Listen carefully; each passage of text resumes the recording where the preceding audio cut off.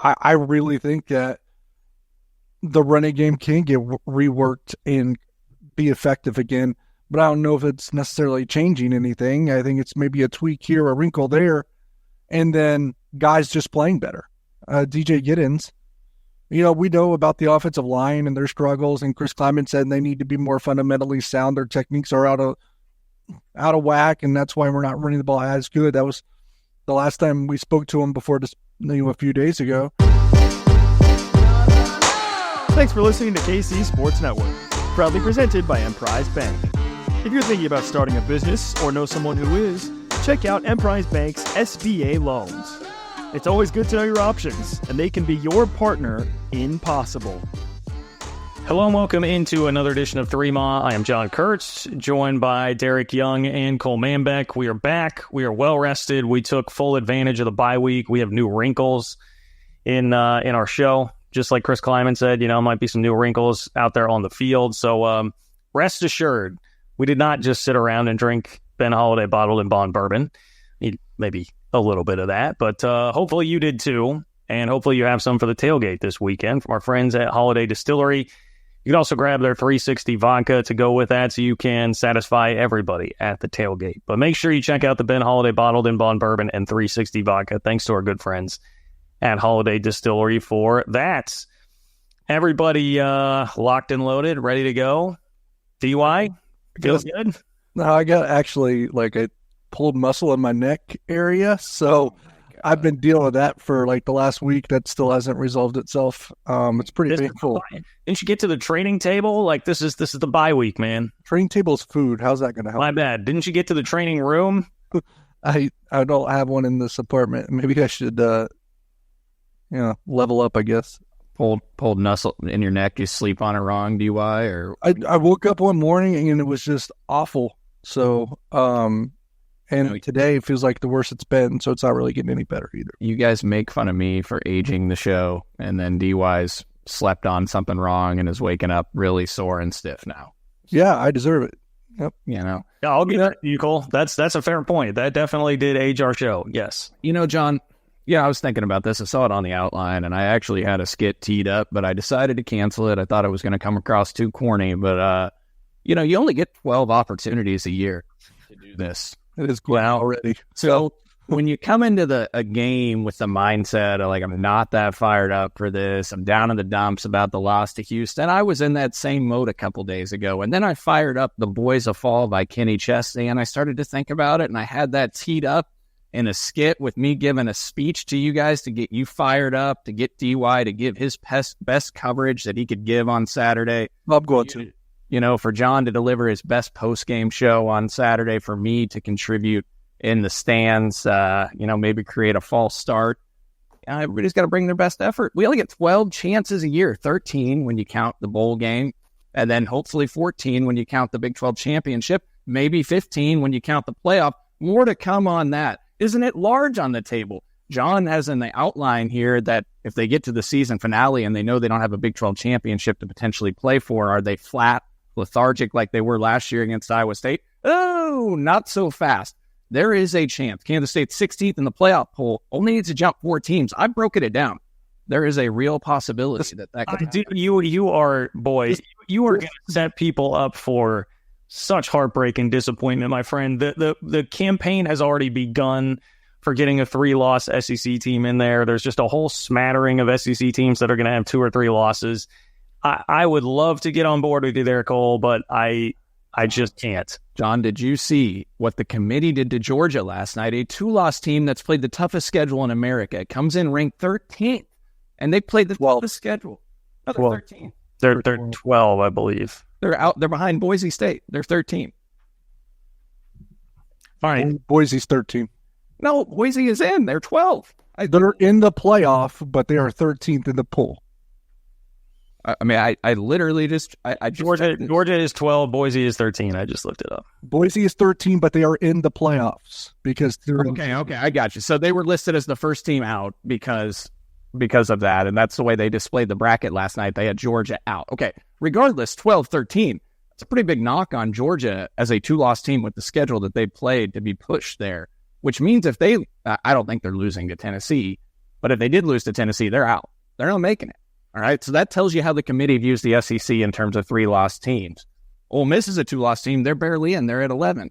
Well, Ole Miss goes to Florida down the road. I mean, Florida, I doubt Lagway. If Lagway's back, maybe Florida has a puncher's chance at quarterback. But I went through all the schedules. I mean, you got to jump 4 teams, and you also have to win out, and you also need Colorado to lose the Big 12 championship in that scenario. Because the committee clearly values the head-to-head win over Colorado. So if K-State and Colorado finish with the same win total, this feels like the Alenko storyline of the week, and Cole's just running it off here. It's not the Alenko storyline of the week because John doesn't believe in the narrative I'm trying to push right now. I know, but it would have been a good soundbite. That's all I'm saying.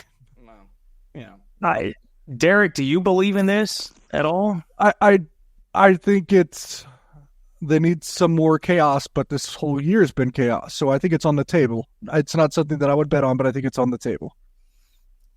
You're going to have Tennessee, Georgia, Texas A&M, Texas, Alabama. Texas A&M is one spot ahead of K-State. They lose the Horns at the end of the year. They're not in it. Texas has a 70% win probability, according to Kelly Ford, to beat Texas A&M. Texas A&M is out in that scenario, so you jump them already because A&M's a 2-loss team with a 3. And I did talk to someone, too, that said clearly the committee is also saying Kansas State's probably played one of the tougher road schedules outside of Georgia.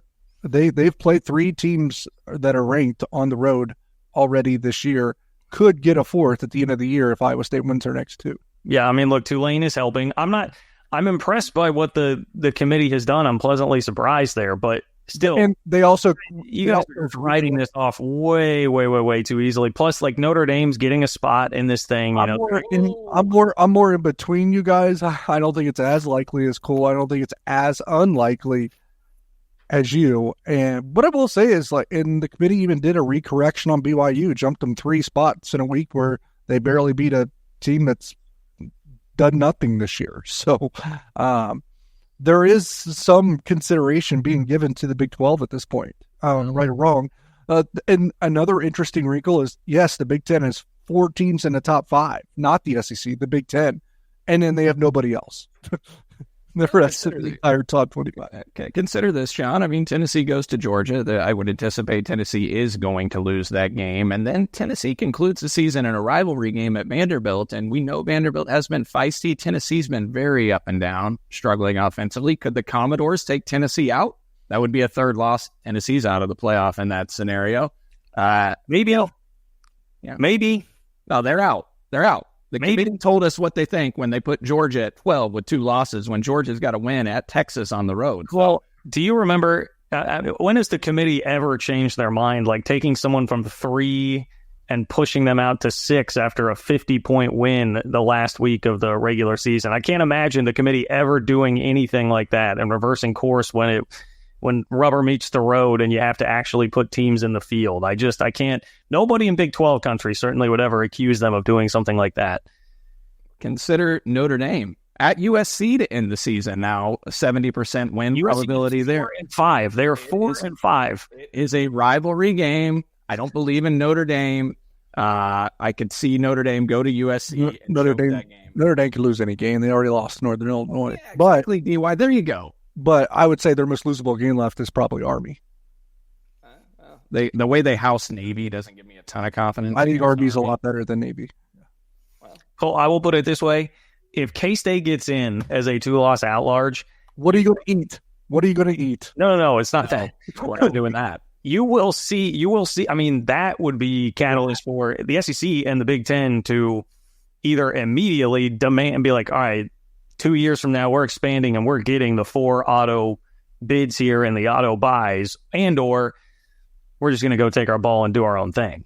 I mean, that will be if they're not getting what they think they should be getting from this, and or get rid of the committee, which is another thing that they've talked about. Like, that would be a catalyst for major change. So I would be pretty stunned if that happens. Well, bring on the chaos. I mean, look, I just the only, like, it's more of a long shot than anything. If you forecast it ahead and K-State wins out, I think the formulas have K-State at like a 26%, 30% chance to get in that large berth into the playoff.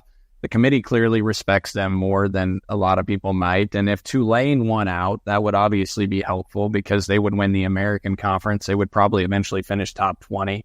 In that scenario, Colorado would probably be a top 15 team. But you, again, would have to have them lose to BYU. And Colorado's probably going to beat BYU in the Big 12 championship. Well, that's the problem. So really, ultimately, circling back, the ideal situation is Kansas State wins out and Colorado just loses a game, as we all know. But we all already knew that. So I'm trying to give some hope to an alternate scenario where K-State also needs to probably... Yeah, I mean, it's on the table. It's worth discussing. So we did it. Well, and consider this, like, if you beat Iowa State, but you want Iowa State then to win their other two games, finish 9-3, and finish in the top 25 of the playoff poll potentially in that scenario. Same thing for Arizona State. You beat Arizona State, you hope they win out, finish 9-3. Does they sneak in at like 25th in the playoff poll to where you could have 3 to 4 top 25 wins? Probably not all that likely, but I would say I don't know if Arizona State, you said, would get that distinction even if they got to 9-3 because they're getting no love anywhere. Only reason they would is because it would mean they won against BYU. So maybe they would get some love as a result of that in that scenario. But they're rightfully so. I looked at it, and Arizona State hasn't beaten a team in the top 8 of the Big 12 yet. Well, Arizona State's wins are against teams with the following records: Mississippi State 2-8, Wyoming 2-7, Texas State 5-4, Oklahoma State 3-7, KU 3-6, Utah 4-5, and UCF 4-6. Those 7 wins out of their 7-2 record are a combined 23-43 on the season. Their losses are to a 6-4 Texas Tech team and a 5-4 Cincinnati team on the road. They've played nobody. No, that's the thing. So that is very much the case. You look at K-State; they got 2 top 25 wins. Right. I think I sent you guys, and I ripped off a tweet. And I know we're going long already, but like K-State's like conference slate that they've had to navigate compared to the other 5 teams that are in the top 6 and have 2 league losses or less is like night and day. Yes, but when you lose to Houston, no, that's no excuses. But it's just like unbalanced scheduling is it's really a factor. Yeah, I'm not cutting much slack, man. You gotta beat Houston. I'm sorry. Yeah, where do you think they? It's to be honest, it's less about Kansas State having a tougher track, and it's more about like Colorado only having to play one of those teams all year. Arizona State only having to play 0 of these teams so far. Like, those teams are up there because of their schedule, not necessarily because of what they are doing. I think Colorado's up there because of what they're doing too. I think Colorado might be the best team in the Big 12 right now. Combo there could Colorado is playing really well, and they're playing like a good team. They took some big punches at the beginning of the Texas Tech game, looked rattled but didn't panic, settled down, and came in and kicked their ass the rest of the way. I think they're pretty good. Now, I don't think Texas Tech is a world beater, but that was a pretty charged up environment. So therein lies the problem. You know, if we're going big picture here before actually focusing in on this game, like therein lies the problem. As well as Kansas is playing, I do think there's a shot that they could beat Colorado. But, you know, like, for instance, this weekend, Utah, I mean, Brandon Rose, the kid that played quarterback and at least did some things well for a quarter for Utah, is now out for the year. Brant Keithy, their star tight end, is out for the year. Like, Utah, do not hope for that. That is not going to happen. So it's going to come down to Kansas, basically, in all likelihood. If Baylor would just knock down a Hail Mary, where would we be if Baylor could just knock down a Hail Mary? Well, that KU Colorado game is going to be a pick'em, probably. So KU has more than a fighter's chance. I mean, the fact that KU is a 2.5-point underdog on the road at BYU tells you Vegas thinks KU is on equal footing with a BYU team that's undefeated on the season. Also, Kelly Ford's win probability has KU with a 51% chance to knock off Colorado next week. So I think that the models will probably project it to be right around the pick'em. And it has to be KU because they're playing 2 other teams that have the appearances of teams that have absolutely quit. And Utah and Oklahoma State. Oklahoma State last year had last week had no pulse against TCU. And DY, to your point on the road stuff, K-State's 5 opponents on the road in league play are a combined 22-8 in Big 12 play and 32-13 overall. Colorado's road opponents this year are a combined 9-17 in league play and 16-22 overall. K-State also played Tulane on the road. Yes. Yeah. Which we did say at the time. Remember, when that game was afterwards, we said on the postgame, we thought that Tulane team looked like a 9-10 win team, and they credit to them. They are dominating. They are dominating. They have a big game this week against Navy. So that'll tell a lot what happens in that league. Sorry, John. I think we might have to go to a break before we even get to the first part of your outline. Well, it's fine. That more or less was the first bullet point. But is anybody wearing home field today? I am. And I'm going to the team that they stole a game last week. BYU. Yeah. Solidarity with Utah. BYU stole that. No. I was like, yeah, wait, what are we doing? The hook. DY. Am I going to have to come after you, man? No, I'm being sarcastic. Hey, I'm a Utah fan this week. I think you got nothing left in the tank, but I'm a Utah fan this week. Yeah. Go Utes. Go Utes. Best fan base in the Big 12, baby. Hey, if you are a Utah fan and you're going to be miserable on the internet, you can still look good doing it at homefieldapparel.com. If you're a K-State fan, you can certainly do that as well. They've got 50-plus K-State designs there. It's the best gear around. You'll see it all over Bill Snyder Family Stadium and Bramlage Coliseum. Probably have time to, you can get some expedited shipping, get it there for the basketball game on Thursday against LSU, perhaps. Anyway, homefieldapparel.com. Use promo code 3MA24 for 15% off your first order. That is promo code 3MA24 to get 15% off your first order. We appreciate you guys helping out our great friends at homefieldapparel.com, and we're back in just a moment. Looking for tickets for your next event? Tickets for Less is your number one source. Save big on every purchase when you use promo code KCSN at ticketsforless.com. Okay, so during the bye week, there were some whispers that, hey, maybe there's going to be some sort of a change with what they're doing offensively. Would Connor Riley move down to the field, something like that, switch things up a little bit? It sounds like, according to Chris Kleiman at his press conference on Monday, no major changes, although there was a question later on that was like, do you spend the bye week refining just what you're doing now, or do you try to add some new wrinkles, something to it? And he seemed to lean more toward the latter on that. So what do you think? How much are you expecting this to look any different at all, DY, when they get out there? Particularly, I guess, two things I would single out. Offensively, the running game, and defensively, we have talked about it, linebacker depth. Do they find some creative solution there? I don't think that you can really change much in the middle of a season and have it be effective, at least not for more than a week. So, and usually if there are changes, and there's always changes, it's like things not visible to like us just watching the game. It's a little concept change in the middle of a game where they kind of are trying to defeat, everything that they've done up to that, like breaking tendencies. I really think that the running game can get reworked and be effective again, but I don't know if it's necessarily changing anything. I think it's maybe a tweak here, a wrinkle there, and then guys just playing better. DJ Giddens, we know about the offensive line and their struggles, and Chris Kleiman said they need to be more fundamentally sound. Their techniques are out of whack, and that's why we're not running the ball as good. That was the last time we spoke to him before this, a few days ago, right after the Houston game. It was my question I asked him. I asked, what's going on with the run game? But in my opinion, just by what I was seeing in those last couple games, I thought DJ Giddens looked a step slower. So hopefully the bye week is just for him to recharge those batteries and get back to what he was doing before, because he wasn't breaking the same arm tackles. He wasn't getting to the same spots on the field that he was before. So I think it's part of maybe getting a little fresher, and some of it's just guys playing better, at least from an offensive standpoint. Defense, you have a linebacker that you can get ready in 2 weeks. Can you do that with Terry Kirksey, Zach Wittenberg? Those are the next guys up. Or do you do what you were doing before then, where if you need to give Austin Romaine off the field, you move Austin Moore to the mic?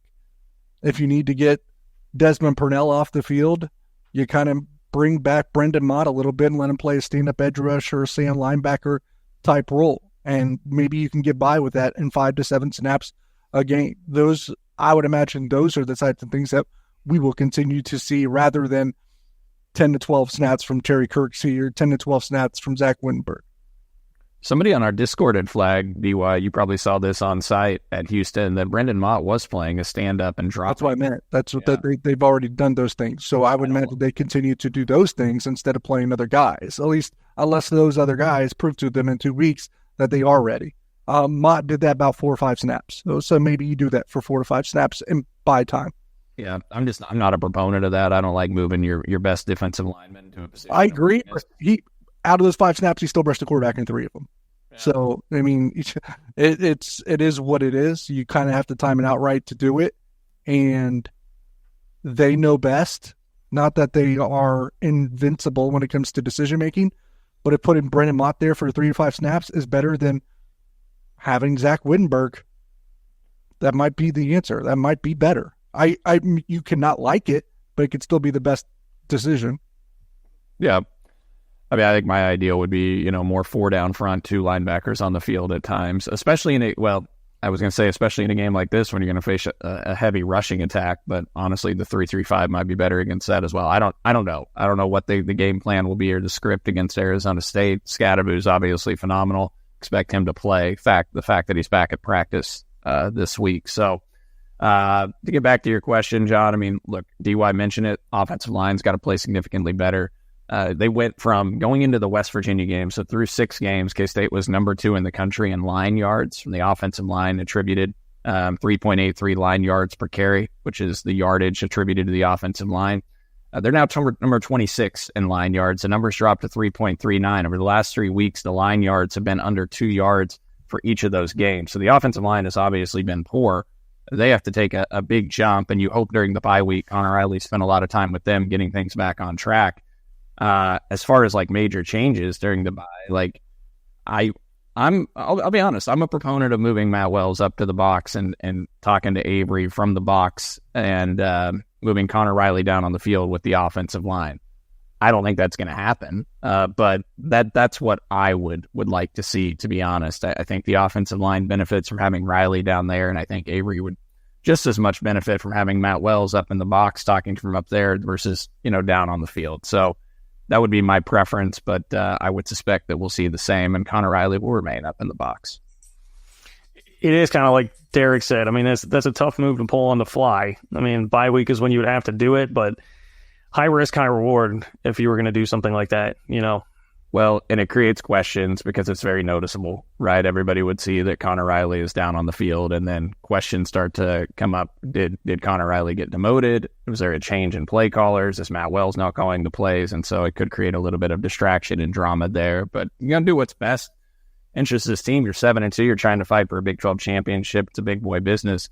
And I'm not saying fire Connor Riley or anything like that. I'm just saying like maybe a tweak like that where we see a guy shift down to the field. I just think that's bigger than a tweak, and I do think that there is risk of that being an overreaction to 1 or 2 games. Yeah, I would agree. And Kleiman said literally in the press conference, he was like, we've kind of made it a habit of staying the course, and generally that's worked out well. So, I know some fans are not going to like that answer, but that was more or less what he said, and seemed to be kind of some subtext there of in light of people thinking that those types of decisions should be made. They are not now, but just 3 games ago, they were the number 1 offense in the Big 12 in points per drive. When the interest of making sure that we're paying full attention to Arizona State, fully respectful of the Sun Devils here, let's go ahead and make this our storyline of the week, which is brought to you by our friends at Alenco. For all your home improvement needs, visit alencohome.com. That's alencohome.com to talk to our friends at Alenco. Sun Devils are dangerous. I was actually just looking a second ago at the JP poll that Josh Pate puts out, which is just a power rating. And he has K-State at 20 and Arizona State at 25. So in terms of a power rating there, we talked about their resume. It may not be the most impressive in terms of who they've beaten. But there's at least one person who has a model that says that Arizona State is a top 25 caliber team. They won last week against UCF in a back-and-forth game without Cam Scadaboo, who is one of the absolute best running backs in the conference, if not the country. He's a guy that leads the Big 12 in all-purpose yardage per game. He's about 175 yards per game. So, you combine that with Sam Levitt, who's been a pretty good quarterback after they lost Jaden Rashada. I mean, I think it's clear why Sam Levitt was kind of beating him out even before they lost him. Arizona State's got some pieces. This is a team that is definitely capable of winning. Yeah, I would say Sam Levitt's plucky. I really like Scadaboo. I think he might be the best running back in the Big 12. So I would put him at 1 or 2. He deserves to be all Big 12 first team. Tyson's a really good receiver. In terms of a quarterback, a running back, receiver combination, there's not a ton better. There might not be any better in the Big 12. Now, I would say Levitt is more plucky than good, but plucky can still win you games, and it can win you plenty of football games, especially when Scadaboo and Tyson are that good. I would say I will give Arizona State credit for what they have done, but I would be remiss and not genuine if I didn't think and I didn't point out that I do think some of it is a product of their schedule up to this point. That doesn't mean they're not a good team. I think good teams take care of the teams that they have. They did lose to Texas Tech, which is something to be mindful of as well. So that's where I sit on them. I think they're good because they beat the teams that we think are generally bad in this league. But I also have questions about them because I don't think they've beaten one team that I have a ton of respect for, and they've lost to 1 or 2 that I definitely don't either. I had to Google search what plucky means. It's the first time I've heard that term. Yeah. Nope. Courageous. Lucky. I would call Houston that as an entire team. Yeah. Yeah. Well, I'm a big fan of Sam Levitt. I mean, I like his game. Redshirt freshman quarterback. He's mobile. He's a dual threat guy. He's their second leading rusher with over 300 yards on the ground on 73 carries this season. Yeah, he's athletic. I mean, he gets out of the pocket. The tricky thing when it comes to Arizona State and facing this offense is not only is Scadaboo a terrific runner, over 1,000 yards on the season on 173 carries, and that's counting the fact that he missed a game just last week, but you also have to take into account that he's a terrific receiving back. He's got over 400 yards receiving on 27 receptions this year, 15 yards a catch. He's got over 2 100-yard games. He had one against Texas Tech where he had 121 yards. He had 117 yards against Mississippi State. So they're going to throw it to him out in the flat. They're going to run screens to him. He's a really physical, hard-nosed runner. He's their second leading receiver on the roster. And so when you have to account for Sam Levitt's running ability and the dual threat capacity there, and then have to account for a running back leaking out of the backfield in the passing game, that puts a lot of stress on your linebackers in a game like this. So credit to Arizona State. They've won the games that they should and some of the games that they probably shouldn't have looking at the preseason projections. As you guys recall, Arizona State was thought to be maybe the worst team in the Big 12 and picked to finish last by a lot of the metrics. And I think their win probabilities were around 3.5, 4 wins. DY, what was their over-under before the season? It was either 3.5, 4.5. I definitely went under and was totally wrong about them. Yeah, I mean, I don't think anyone saw this coming, and they've held it together, and they had to mandate up a win against UCF. It was an ugly game. They had their worst offensive performance of the season, only 260 yards, 4.6 yards per carry was a season low, and that's without Scadaboo, so that shows how important he is to that team because UCF's defense isn't that great either, and they had to struggle through that one. I believe they got 2 defensive touchdowns against UCF to help win that game, but yeah, I mean, it's going to be a feisty team. I mean, John, to your point, the metrics are kind of all over the place with this. Like the SP Plus has K-State by almost 13 points with a projected margin of 33-21 and a win probability of around 77%. But then Brian Fremo's rankings and metrics have K-State projected to win by 4.6 points and a win probability of 63%, and he has Arizona State as number 24 team in the country. So Kelly Ford has him number 41. The SP Plus has him right around there as well, and then Fremo has him much higher. So depending on how you view this Arizona State team, I mean, it's a feisty team. You got to come in ready to play, hungry, because Arizona State, I mean, they're fighting for a 10-win season. Like, they think they've got everything on the table right now. They're 4-2 in the league, and they're probably thinking, why not us? You know, they play BYU. They have a chance to, if BYU slips up to KU, and then they knock off BYU, they got the head-to-head on BYU. So it's Kenny Dillingham's done a tremendous job with this Arizona State football program. It's a heck of a hire they made, and the future's bright for the Sun Devils. K-State will have to be ready to play. They're going to put a lot of pressure on this defense. Yeah, I'm glad that DY also brought up Jordan Tyson. I mean, he is an excellent receiver. He's got a chance to be a 1,000-yard guy. He had a big day against UCF on Saturday. So great 3-headed monster that they have with the skill positions there. Again, that's brought to you by Alenco for all your home improvement needs. Local company based out of Kansas City, owned by K-Staters. They've been locally owned since 1986. So if you need new windows or a bathroom remodel, get some premium window replacements, Kohler Luckstone shower systems. They can even do new siding on your home. and you don't have to be in KC or Manhattan. They'll go to Western Missouri, Northeast Kansas, and the entire KC Metro. Go to alencohome.com. That's ALENCO home.com to check out their services, including free estimates. Just give Sam a call at 913-961-2165. Yeah, all right. Well, we've talked plenty about the Arizona State offense. I don't know a whole lot about the Arizona State defense, to be completely honest there, Cole. So you may have to fill us in. I mean, they've been pretty solid. I mean, the SP Plus has the Arizona State defense number 42 in the country. The FEI rankings of Brian Fremont have them the number 36 defense. Kelly Ford ranks them as the 41st defense in the country. So significantly improved from last year, where they were one of the worst defenses in all of college football. I think one of the biggest things to watch in this game, guys, is obviously the rushing attack at K-State. Now, K-State still ranks 12th in the country in yards per rush at 5.5. They were at 6.4 yards per carry just 3 weeks ago, as we mentioned earlier. This Arizona State defense is giving up 3.6 yards per carry. It's number 29 in the country. It's number 2 in the Big 12, and it's the best K-State has played since West Virginia, which was at 3.8 yards per rush right now. I think West Virginia was right around 3.9 yards per rush when K-State played them. So this Arizona State defense has bottled up the opponent rushing attack at a pretty good clip.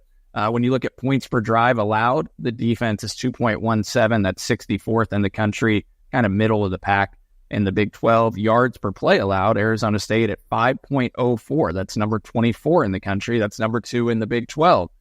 K-State yards per play, 6.4 on offense, number 26 nationally, number 3 in the conference. K-State's points per drive has obviously slipped over the last few weeks. They were at 2.98 after the West Virginia game, which was top 25 in the country. Now they're at 2.63, which is 35th in the country and 6th best in the Big 12. When we look at explosiveness in this game, K-State's offensive explosion is number 31 in the country and number 6 in the Big 12. Arizona State has done a decent job against explosive offenses and preventing. We already talked about the line yards and all of that. Havoc rate allowed, K-State's 14th nationally, number 3 in the league there. They're only allowing 4 tackles for loss per game, which is number 20 in the country. Arizona State doesn't force a lot of negative plays, 4.6 tackles for loss per game. It ranks 110th in the country. Rushing success rate, K-State's number 26 nationally. Arizona State's defense against rushing success rate, number 35 in the country and 7th in the Big 12. And rushing explosiveness, K-State's 27th in the country there. Arizona State 90th in rushing explosive defense.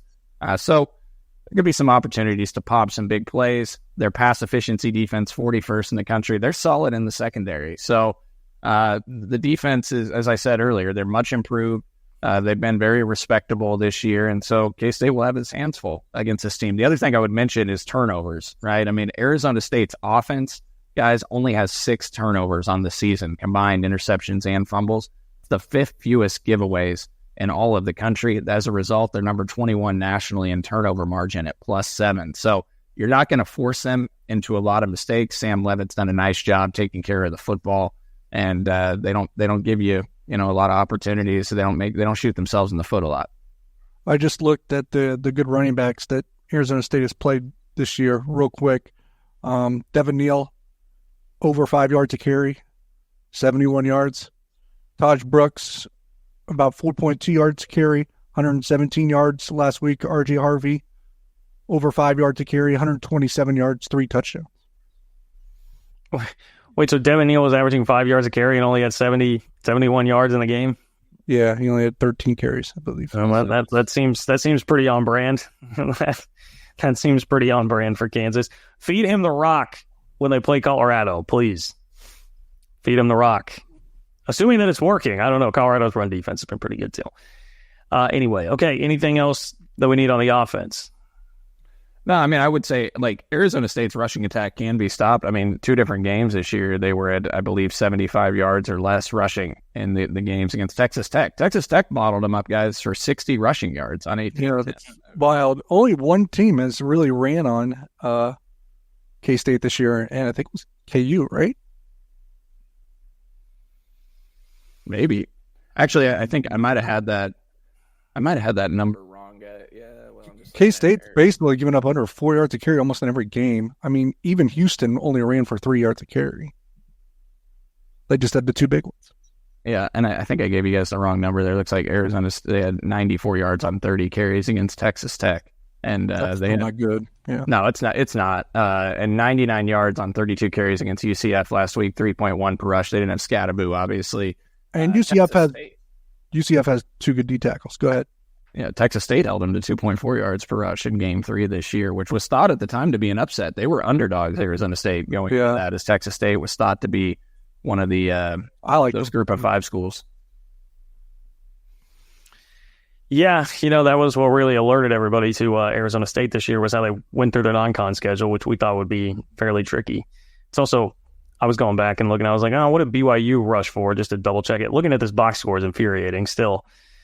27 carries, 92 yards. They had 149 yards passing. It's not anything crazy. Scored 38 points. Short fields. It was just like the Houston game, basically. They scored on all short fields. Yeah, or, miracle. And to be honest, we should probably have been tackling that topic more this season, but Kansas State's field position has crushed them in their 2 losses. DY, I feel like I talk about special teams plenty. It's not just special teams that's doing it, though. And how disappointed I am. Yeah. But Avery Johnson, I believe over half of his interceptions are in his own side of the field. Okay, but they also can't get a punt off more than 30 yards consistently. I would agree. I'm just saying special teams is like 40% of that field position problem, probably. They're never popping returns. There have been some kicks out of bounds. They got lucky against Kansas, or else there would have been another one. Special teams drive me nuts. Yeah, I think net field position this year, and this is KSU Square fans numbers, I believe is 131st out of 134 teams. Yeah. Hey, John, I got something for you, actually. Did you know that Arizona State special teams rank 128th in the country, according to the SP+? So a real opportunity here. They rank in the hundreds in all the metrics. Brian Fremo, the SP+, the Kelly Ford special teams rankings, they have them at 110. K-State somehow ranks 11th in the country in the SP+ special teams. Now, the others have them like a 39. That's because you get credit for some explosives, too. What do you have, 3 special teams touchdowns? At least 2. Well, and Chris Tennett's been nails and terrific. And so that's because if you look at like Clanon's length of punt, not great, but I do think he is one of the higher percentages of downing it inside the 20. Yeah, if you look at like punt return yardage and kick return yardage for K-State, they're 101st and 116th in the nation, respectively. So not a lot there outside of that big punt return by Dylan Edwards against Arizona. Hopefully they can get it going against a bad Arizona State special teams unit. Specifically, though, I think what's dragging them down, a lot of that is their kicking problem. As you guys recall, Kenny Dillingham said after the Cincinnati game that they were going to hold kicking tryouts. They missed multiple kicks badly in that game. And had they not, their 2 losses are by 8 points and 10 points. They would have lost that game maybe by 4. It could have been a different outcome against Cincinnati. So they've been right there in every game. All right, well, I look forward to the stoppable force against the movable object in the special teams battle. Thank you for that, Cole. You're welcome. It's lovely. Okay, quick hitters.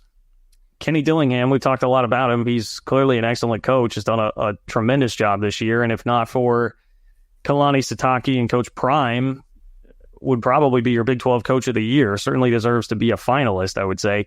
So how many Big 12 coaches, if you were like starting over at K-State, how many Big 12 coaches would you take over Kenny Dillingham right now? Where would he rank?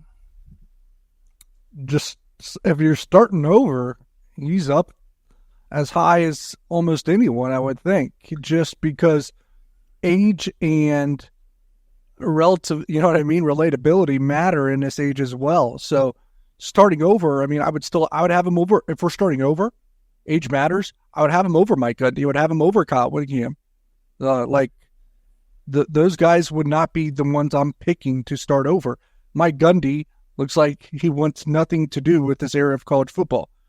Kyle Whittingham has already named his successor, so he's ready to be done. I don't think you can pick those 2 over. Over Kenny Dillingham. Yeah, I think probably 3 other coaches I might take over him right now. And that's only because, he's still early on in his head coaching career to prove himself a little bit more. I would probably take Kleiman, Leipold. Actually, only 2. I'd take Kleiman and Leipold, and then I'd have Dillingham 3rd. I was going to say, I would not take Matt Campbell over him. I'm not a huge proponent of Matt Campbell because on one of his best teams with the Brock Purdy and Breece Hall, he did next to nothing in relation to expectations and standard that had been set. They've lost 2 in a row now this year, and I know it's a little bit of pot calling kettle black at the moment, but I just can't get over the fact that like how his offense plays. It's just not my preference, so that makes me not want Campbell even more. So, and there's I don't know. I have a hard time buying into Matt Campbell being as good as some people think. I'll add Deion. I'll add Deion ahead of him. I mean, just what he's done in year 2 at Colorado. I'll give him some respect there. Now, I'd like to see what he does without his son at quarterback and without Travis Hunter, but it sounds like they may flip Julian Lewis quarterback commit, so they might have more talent coming. I gotta give some credit there. I mean, he's still relatively young in the grand scheme of things. Yeah. If he's willing to commit to Colorado and stay at a school long term, then I would take him. I would. Yeah, some of the stories though, the chaos of how they were doing things though, is just not my cup of tea. So that's why I would go Dillingham. Yeah, but were the stories accurate? I think is part of the question now that they look. I think they probably, from everything that we know, I think they probably were. But I also think that's probably what makes them like the dogs of a locker room that they are. That helps them play good. I think they want to breed that kind of culture or whatever they want. Like I think that man, some of those stories were coming from like Athlon. Like it was nobody that reports anything else. I would certainly doubt the veracity of a lot of what was coming out in the offseason about Colorado. I don't know. When I see their guys shoving a ball boy and talking, I mean that's the culture. The chaos and all of that stuff is still there, and that works for some. I mean, I was around Ohio State when Urban Meyer was there, and those stories were asinine and out of control, just like what we hear from behind the scenes in Colorado. But that's what feeds those guys and what makes them good. It's just not the kind of coaching culture that I would pick. Yeah, I mean, I think it's an interesting discussion. I came up with the 3 names that I had for sure. I was like, Kleiman, Prime, and then I was debating on Matt Campbell. I do feel like it's limited ceiling there is the issue. And like Dillingham, I guess we already talked about the schedule, somewhat a product of a schedule, but he's kind of already bumping up against the Matt Campbell ceiling here in year 2 of this turnaround. So there is evidence there that he could hit that. Iowa State's offense has been better than their defense, though, this year. That's the problem, is their defense is really falling apart, and they've got a bunch of injuries there. But yeah, I mean, if you're talking like Gundy and Whittingham, obviously career achievement award, they'd be way ahead of Kenny Dillingham, but right now, I wouldn't want any part of that. Willie Fritz, we've talked about being a great coach, but he's also more toward the twilight of his career. And then Lance Leipold, now you've got the question mark of like, all right, did it all fall apart without Andy Kotelnicki? Or at least fall apart from where we thought he was. So I'd go Kleiman and Coach Prime for sure. You might be able to convince me depending on the day, Matt Campbell too. That's probably about where it lies for me. Which scenario is more likely? K-State wins out or K-State hangs on to Lincoln Cure?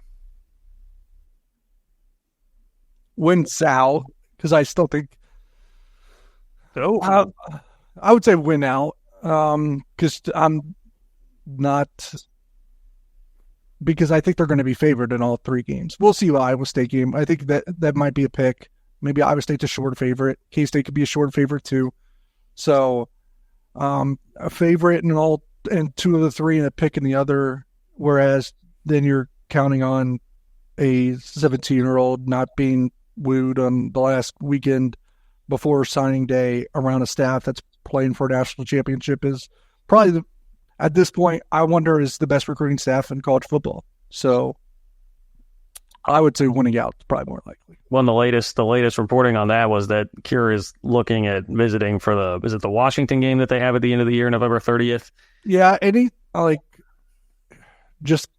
based off comments from him, like when the snowstorm in Denver happened and now the visit is off, I view it as a sign from God. He told me that too. But then going back and saying, okay, now maybe I'll visit. There is too much uncertainty there. More uncertainty about that than Kids State winning the final 3 games, in my opinion. Well, you heard it from DY first. Oregon's going to flip Lincoln Cure. So I'm joking. I would say K-State more likely to win out. The way he talks about Oregon constantly, it feels like he wants to be at Oregon. I mean, just keeps talking about Oregon and wanting to get there for a visit. And it sounds like he's going to be in Manhattan again for the Arizona State game, DY, but does that matter? He's been K-State several times during the season. He went to Colorado for the Colorado game in Boulder. But, he clearly wants to go see Oregon again and experience the game day scene. And if he goes on November 30th, that's right before signing day. K-State's going to have a really hard time getting to see him again. No, you can't see him again. Dead period right after that. There you go. Yeah, I mean, I'm with you guys. I'm not feeling great about it right now. And, 50-50. Iowa State's meltdown has me feeling more optimistic about how that game is going to go in Ames, especially because they are so beat up. They're down like 5 linebackers, a key defensive lineman, a key member of the secondary. Like, they've got so many injuries on defense. It seems like they're really feeling the attrition problem. What I will say about Iowa State and why I'm like kind of out on them, they haven't had an impressive Big 12 win yet this year. Like Houston, they were up 3-0 in the second half. Baylor, they had to come from behind, even though they won by 20. They had to come from behind. That wasn't necessarily impressive.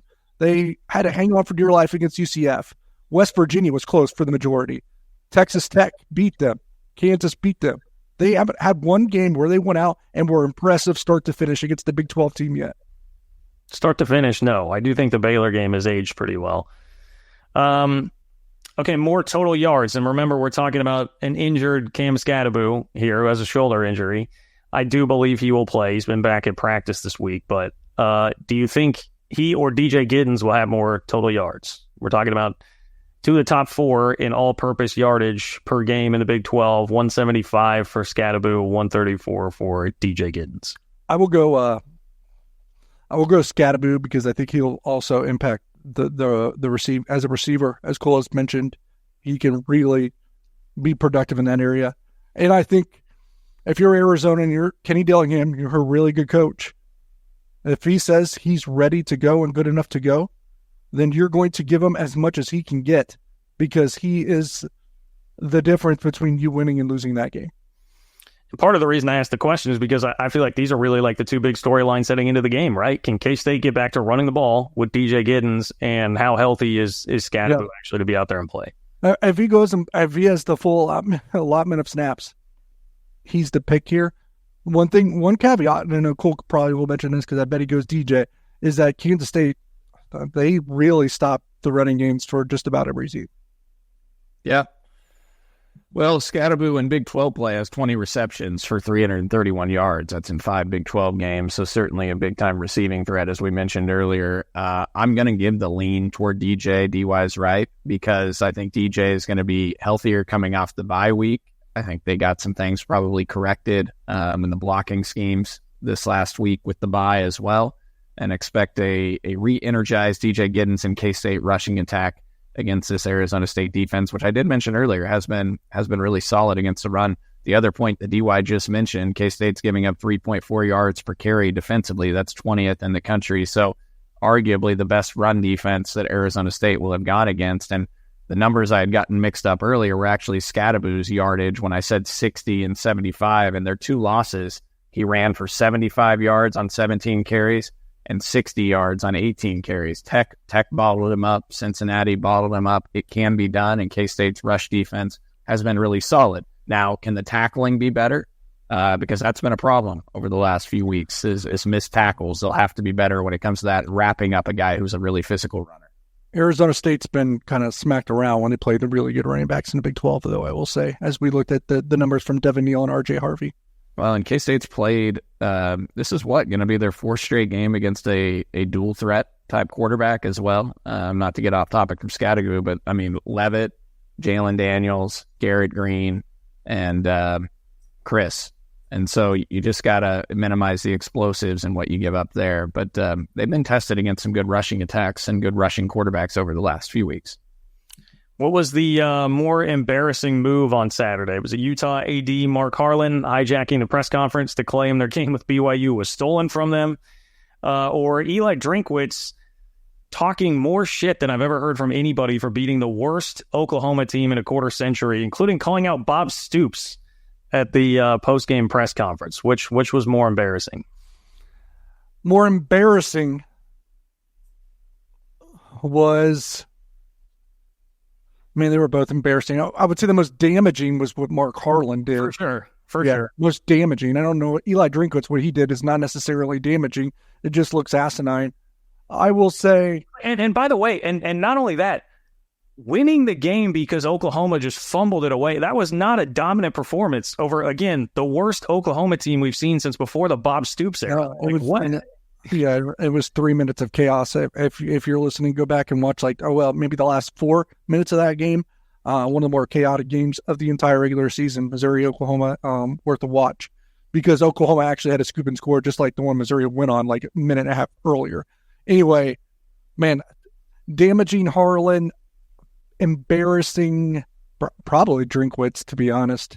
It's embarrassing for Harlan to do that, but maybe he has a leg to stand on. They're going for the upset, right? He's a little emotional. He did something stupid. Like Drinkwitz, you're playing, like you said, the worst Oklahoma team in over a decade, and you just talked so much shit did something. His post-game interview on the field, he said, "We're still alive for the playoff. I'll say it." It was just dude, you beat nobody. You lost like a combined 71-10 when you played two teams that are potential playoff contenders in the SEC. That guy. Especially you won on a fluke, right? So yeah, look, I know they're 7-2, but it just looks more and more like last year was a complete fluke. Yeah, Missouri. Brady Cook health has hurt them, I will say. Yeah, but even when he was healthy, right? I guess they should have lost to Vanderbilt at home. Now Vanderbilt's better than anybody expected, so I will say that. The Boston College gave them a run for their money, though, in Columbia as well. And Boston College not mentioned their quarterback. So I don't. I would say Harlan, just because I've never even. I can't remember. It's so abnormal for an AD to even come out and speak after a game. He comes out and speak. There's also a video clip of him 10 yards out on the field. He got a flag. He got flagged. So my original question, Cole, was going to be, what was the worst move by Harlan? Was it the post-game press conference? Or, Utah is desperately doing the lateral thing, and he runs out while that's going on and starts going after Kevin Marr, who was the official there, that was a former Pac-12 official, and he's yelling at him, and he gets flagged. So had Utah pulled off a miracle Miami Duke thing, it would have come back because Harlan was out there on the field yelling. Dude, you get paid a lot of money. I don't know Mark Harlan's specific salary. Gene's making upper six figures, right? Damn near seven figures. These guys are getting paid a ton of money, and you got to have more poise than that, man. But to me, it just shows the stress that Utah's under, where they thought they were this rock-solid program a year and a half, 2 years ago. Now they've gone through 2 bad years, this one even worse. They clearly are a program that was based too much around just one quarterback. They haven't been able to figure that out in 2 years, and now Whittingham may be on his way out, and they're getting pummeled here in the Big 12 in a league that they thought they were above. So I think that's really what you saw there with Harlan. It wasn't just about that game. But yeah, it was an embarrassing display for sure. If I'm Utah, if I'm the president, I'm telling Harlan that $40,000 is coming out of his paycheck for all the actions and the embarrassment. I'm not taking it out of the university funds or the athletic department funds for his behavior. So I got to go Harlan because of that. Look, I'm usually a proponent of calling out officials, as you guys know. But in this way, no. Ridiculous statement. Well, I just call it damaging because you can't say, we were happy to be in the Big 12, but now we're not. That's he's basically the problem. He's basically alleging that the Big 12 fixed a game or favored a team to get a team to the playoff or, higher ranked team. In the age of all this conference instability, athletics instability, to basically just come out and say we're not happy to be in the league we are. Texas didn't even do that. Yeah, no, and there was even there were calls in the game that went Utah's way. there was and I've told you guys the call wasn't that egregious. Exactly, it's a 50-50 call at worst, and then we there's the alternate angle. I just go to my Twitter at JO Kurtz. The alternate angle now where you can see down that sideline. That sure looks like a hold to me. Yeah. When you see the TV broadcast, it's a little more okay, maybe. But you start seeing the alternate angle, which is what the official's looking at.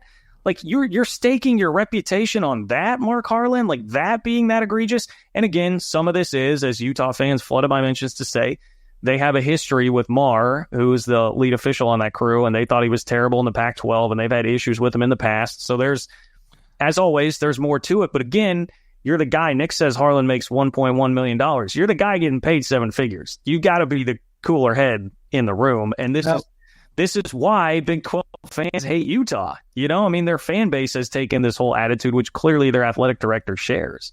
That wasn't a call that was worth the outrage afterwards. I also appreciate Terry McCauley, a longtime official who kind of he is just dunking on Utah fans on Twitter, by the way. Yeah. I like Terry McCauley a lot. He's great. Yeah, when I saw the alternate angle in your Twitter feed, John, I certainly could see what the official saw there to throw that flag.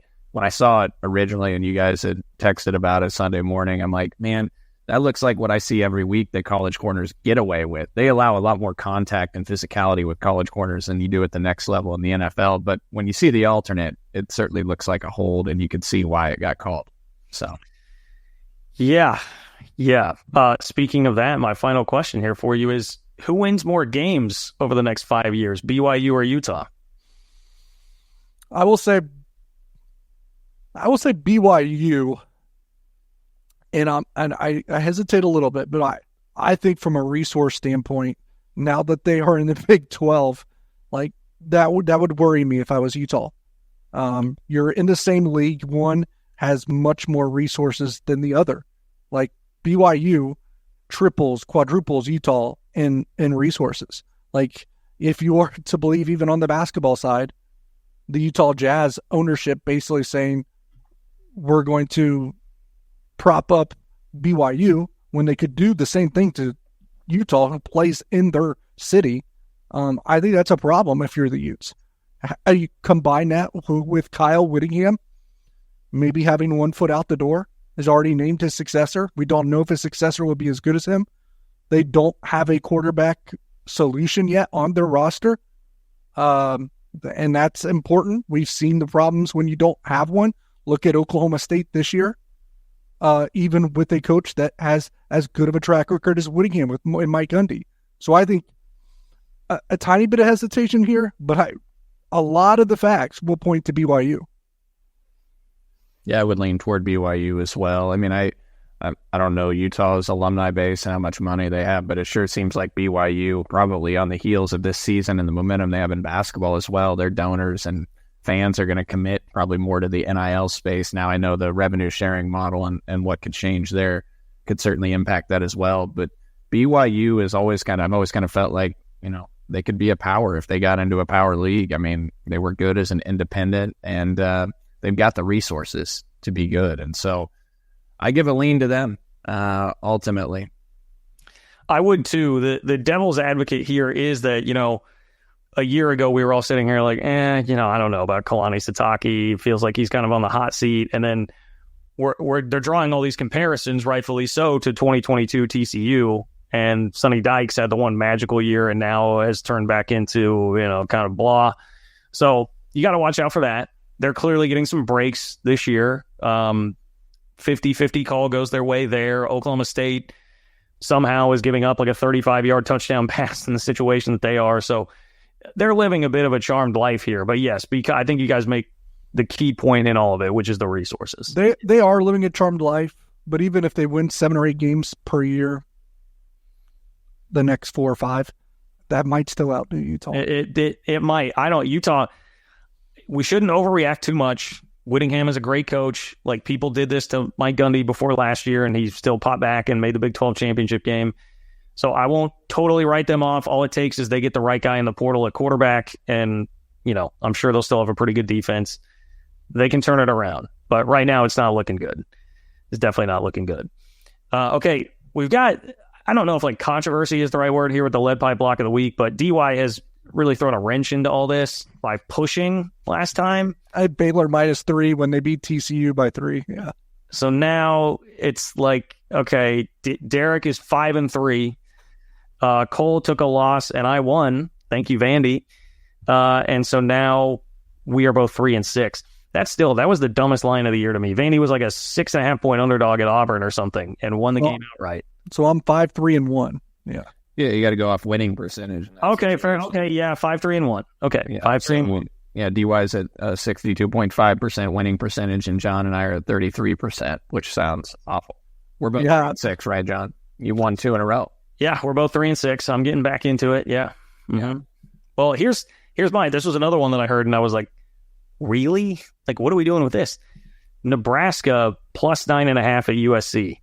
I'm taking the Huskers. I saw 8.5 this morning, but yeah, 9.5 is better for you. Okay. Yeah, last night I saw 9.5. Dude, USC and Nebraska play close games with everybody. I mean, except for that Indiana game. But USC, 5 of their 7 games in Big Ten play have been one-score games. Nebraska, 4 of 6 in Big Ten play have been one-score games. So 9 of the 13 total, like 75% of the conference games these teams play are close. Like, yeah, the only thing I would worry about is the guy calling plays has been around this roster for like 9 or 10 days and probably didn't even that is wild, dude. Dana Holgerson like gets hired as a on staff at Nebraska like 2 weeks ago, and now all of a sudden he's going to be the OC for this game. Right, he doesn't even know the names of the guys that he's going to be calling plays for. That is a good point, Derek. That makes me feel a little less confident about this, but that is a crazy story. Dana Holgerson was at TCU 2 weeks ago. Yeah, that's wild. I hope Nebraska loses again. How ironic would it be if they started 5-1 and still missed a bowl to continue their bowlish streak? I mean, they got Wisconsin at home then next week, and then they go to Iowa, which they seem to lose every year. So they lose this game, they pretty much got to beat Wisconsin. You know, they'll choke to Iowa, but what looked like a promising season for them is probably at best going to be like a 6-6 type year. In a year where they had a nice schedule too. Yeah. Feels like they're having a nice schedule every year, DY. Oh, yeah. Well, because they were in the Big Ten West, but now without that, they still got a good one. Yeah. Yeah. Okay. Indiana got a really good one. I mean, that's part of why they're 9-10-0. Are you taking BYU, DY, since you're wearing the shirt? No, I'm not. Cole, who are you taking? Look, I mean, don't play this, guys. Like I'm just full of shit when it comes to these locks right now. And admittedly, I was scrambling this morning because I spent so much time Arizona State prep that I forgot to even look. I'm gonna take San Jose State plus kill mode here.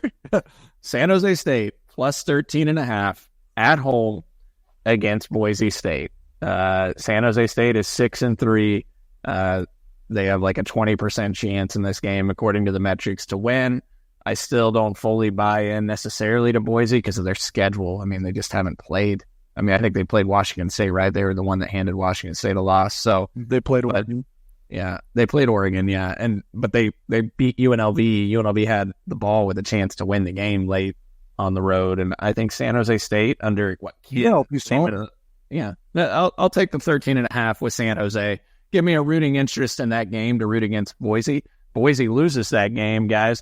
See what's starting to happen. Tulane wins out. Tulane becomes a playoff team potentially as that group of 5 if Army goes down, right?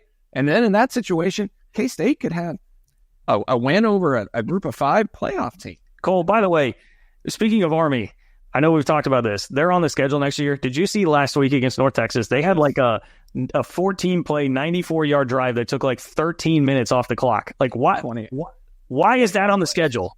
Yeah, 21 plays, actually, John. It's that the luck of K-State when it comes to group of 5 schools is pretty insane in what they schedule. Because think about it. Football. They played Troy last year. Troy went 11. Yeah, Troy goes 11-2 last year. And they played Troy, right? Tulane in 2022 wins the Cotton Bowl and won 12 games. And this year, Tulane looks like a juggernaut again. And going to probably win 9, 10 games, maybe 10, 11 even, win the American. And then you got Army having its best season. Hopefully some of those cadets graduate. Yeah. Hopefully they move on because either way, it's going to be. Yeah. How old's the quarterback, the Daly kid? Yeah, because he's really good. I don't know, but it's, Army, their system, it's going to be a pain in the ass. And the thing that sucks about playing like teams like that, we've talked about it before, like it doesn't do you any good from a prep standpoint for the rest of the season because you're not going to see a system like that anywhere else. So you got to spend all this time prepping for a place like a school like Army that's so unique with the system they run, and then it doesn't do you any good, and you get chopped at the legs all the time, your D lineman. Yeah. Wish we could get out of that game, John. And they play them 2 weeks after being in Ireland and right before going to Tucson to play Arizona. Yeah. So is it the second non-con or the second game of the season or third? Second that's non-con. Third. It's Iowa State in week 0 in Ireland, North Dakota, Army at Arizona. Okay, that's right. Because K-State elected, they had the opportunity to take the bye week after Ireland, and they elected to not take a bye week. They talked to some folks that decided that it'd actually be better to take their bye week later and not right after Ireland, which I actually support because North Dakota is a team you should beat without having a bye coming from that long trip. So, okay, well, yeah, that sucks that we're going to play Army. I mean, it's cool. It's cool with Fort Riley and everything. That's pretty special, but Fort Riley Day is going to be in week 2.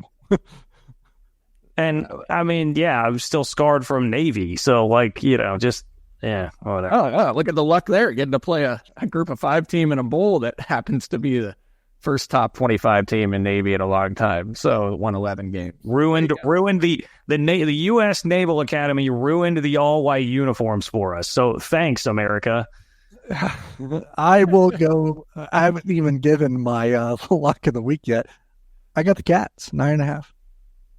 All right. Wow. All right. And that line's shifted, right? DY, wasn't it like 6.5 to start, and now it's 9.5, I saw. Yeah, and I'll still take 9. Yeah. Yeah. To be honest, I didn't love I liked a lot of totals this week when I was looking at it. I didn't love a lot of spread. There's a lot of big spreads out there, even in games that you would think might be close. Well, John, by the way, Tulane took the Pennant Willie helmets from us too. So it's the group of 5 schools that strip us of everything. Yeah. You mentioned it. Georgia, Tennessee, I think play this week. That's in Knoxville? It's no, it's at Georgia, and it's like yeah. But that thing is ballooned. No, it's ballooned. It's now double digits from when I saw. But I think the assumption, I think the part of the hesitation there for some is they don't think Nico is going to play. Yeah, he's not good anyways. I was listening to Josh Pate this morning. He said Nico is going to play. Yeah, but I mean, yeah, it seems to be depending on who you're listening to. But he is still at this point in the concussion protocol, at least.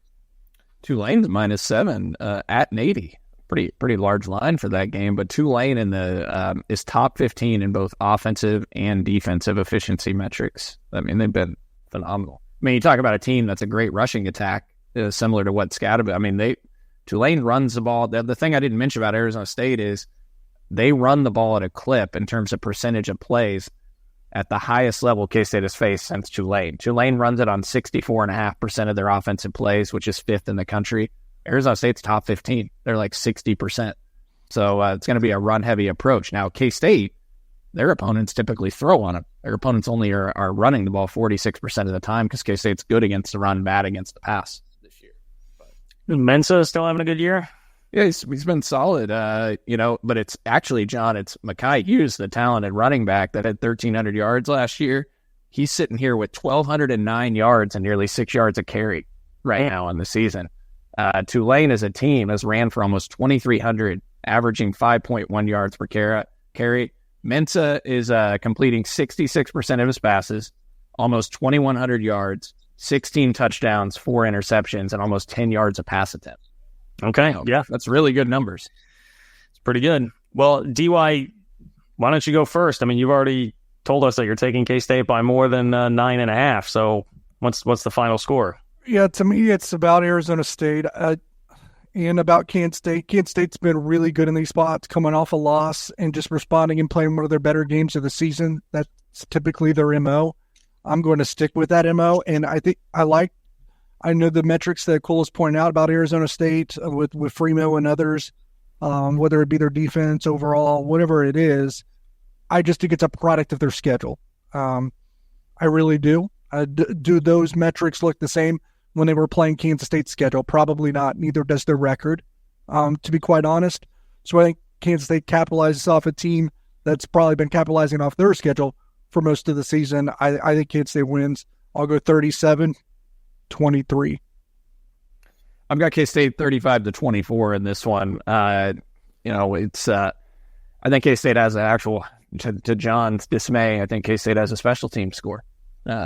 which I know John would gladly take. And I not really to his dismay, maybe to his shock. Yeah, to his shock. Yeah, I should say to a shocking thing. I think K-State is going to house a special team score in this game, whether it be a kick return, punt return, or a block. I think K-State's going to do something special when it comes to special teams on this one. I like them to win by 2 scores. I think they'll cover the spread and move onward to my at-large formula to getting to the at-large playoff berth, or, hoping Colorado loses in the next 3 weeks. Okay, well, I throw on the chain. I mean, I'm picking K-State. I'm pretty similar to DY. I have 31-23. I think K-State will win. I think it will be somewhat tight, but not totally down to the last play or anything like that. Hopefully, it means that they get the running game back going. I do still think there's a possibility that doesn't happen, but that would be that's really I need them to win and get DJ Giddens going, not just the running game. Like, get back to DJ Giddens, get that fastball going. That's what I want to see.